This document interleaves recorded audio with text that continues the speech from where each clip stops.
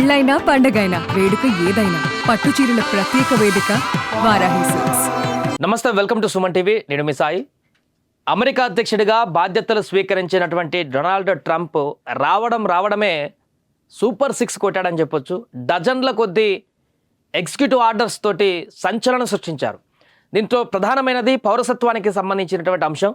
దీని ద్వారా అమెరికాలో ఉన్నటువంటి లక్షలాది మంది భారతీయులు ఇప్పుడు అక్కడి నుంచి సర్దుకొని ఇండియాకు రావాల్సిన పరిస్థితి ఏర్పడింది. సుమారుగా 15 నుంచి 20 లక్షల మంది భారతీయులు ఇండియాకి వచ్చేటువంటి పరిస్థితి ఏర్పడింది ఆ ఎగ్జిక్యూటివ్ ఆర్డర్ వల్ల. దీంతో ఎప్పటి నుంచో ఉన్నటువంటి ఒక కన్ఫ్యూజన్ స్టేట్కి క్లారిటీ ఇచ్చారు. ఇక నుంచి జన్మతః వచ్చేటువంటి పౌరసత్వ హక్కుని పూర్తిగా రద్దు చేస్తూ ట్రంప్ కీలక నిర్ణయం తీసుకున్నారు.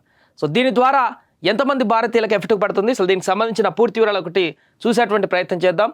సో ఉత్తర్వుల ఉప్పెన నిన్న అధ్యక్షుని పీఠం ఎక్కినటువంటి తర్వాత ఎగ్జిక్యూటివ్ ఆర్డర్స్ అని క్యాబినెట్తో, ఇప్పుడు మన దగ్గర క్యాబినెట్ నిర్ణయాలు తీసుకొని అందరూ పార్లమెంట్లో చర్చించి ఇట్లా బిల్లులు పాస్ చేస్తుంటారు. అలా కాకుండా అధ్యక్షుడికి ఉన్నటువంటి తనకున్నటువంటి పవర్ ఆధారంగా తనకు తానుగా సింగిల్గా ఇచ్చేటువంటి ఆర్డర్స్ని ఎగ్జిక్యూటివ్ ఆర్డర్స్ ఉంటారు, ఎవరు ప్రమేయం లేకుండా.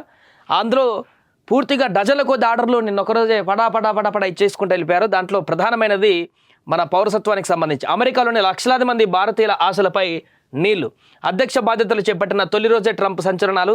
డజన్ల కొద్దీ పాలనా ఉత్తర్వులపైన వరుసగా సంతకాలు. ప్రపంచ ఆరోగ్య సంస్థ నుంచి కూడా, WHO నుంచి కూడా అమెరికా వైదొలిగింది, బయటకు వచ్చేసింది. పారిస్ పర్యావరణ ఒప్పందం నుంచి కూడా నిష్క్రమణ. గల్ఫ్ ఆఫ్ మెక్సికో పేరు గల్ఫ్ ఆఫ్ అమెరికాగా మార్పు. లింగ వైవిధ్యానికి చెల్లు, ఇక స్త్రీ పురుష లింగాలు మాత్రమే అక్కడ ఉంటాయి. ఫెడరల్ ఉద్యోగులకు ఇంటి నుంచి పని విధానం రద్దు. క్యాపిటల్ భవనం పైన దాడి నిందితులకు క్షమాభిక్ష. అదేవిధంగా వెస్ట్ బ్యాంక్లోని ఇజ్రాయెల్ సెటిలర్లపైన ఆంక్షల ఎత్తివేత. టిక్ టాక్ నిషేధం అమలు 75 రోజుల పాటు వాయిదా. ఫిబ్రవరి 1 నుంచి కెనడా మెక్సికో పైన 25% సుంకాలు. ఇలా ఊహించినటువంటి నిర్ణయాలతో దూకుడు పెంచారు. దీంతో అధ్యక్షుడి పీఠానికి ఎక్కినటువంటి ట్రంప్ మొదటి రోజే సూపర్ సిక్స్ కొట్టాడని చెప్పొచ్చు. దీని పట్ల భిన్నాభిప్రాయాలు వ్యక్తమవుతున్నాయి. పూర్తిగా ఎవరికైనా ఎక్కువ నష్టం జరుగుతుందంటే అది పూర్తిగా మన ఇండియన్స్కి అని చెప్పొచ్చు. ఎందుకంటే సుమారుగా 54 లక్షల మంది ఇండియన్స్ అక్కడ ప్రస్తుతం ఉన్నారు 2024 లెక్కల ప్రకారం ఇండియన్స్. సో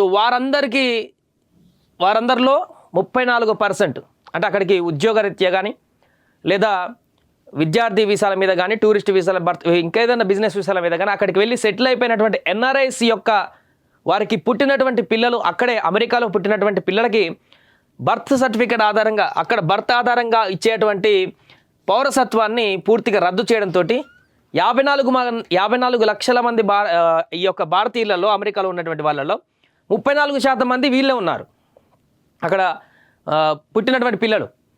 అంటే ఆల్మోస్ట్ ఒక 15 లక్షల నుంచి 20 లక్షల మంది వరకు కూడా భారతీయులందరికీ కూడా ఇక అక్కడ పౌరసత్వము వచ్చేటువంటి అవకాశం లేదు, రాదు, ఇవ్వరన్నట్టు.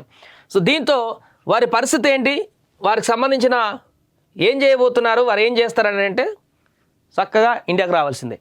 ఇప్పటిదాకా ఉన్నటువంటి నిబంధనల ప్రకారం పర్యాటక ఉద్యోగి విద్యార్థి వీసాలపైన మరేదైనా కారణాల వల్ల అమెరికాకు వచ్చిన వారికి ఆ గడ్డపైన పిల్లలు పుడితే వారికి అమెరికా పౌరసత్వం, బర్త్ రైట్, సిటిజన్షిప్ సో వస్తుంది. ఆ హక్కు పైన వేటు వేస్తూ ట్రంప్ తొలి రోజే ఉత్తర్వులు జారీ చేశారు. అక్రమ వలసదారులను, అమెరికాలో పుట్టేటువంటి పిల్లలకు లభించేటువంటి పౌరసత్వాన్ని తమ ప్రభుత్వం గుర్తించదని ట్రంప్ పేర్కొన్నారు. అయితే ఈ ఉత్తర్వు రాజ్యాంగంలోని 14వ సవరణను విరుద్ధమని హక్కుల సంఘం ఆగ్రహం వ్యక్తం చేస్తున్నాయి.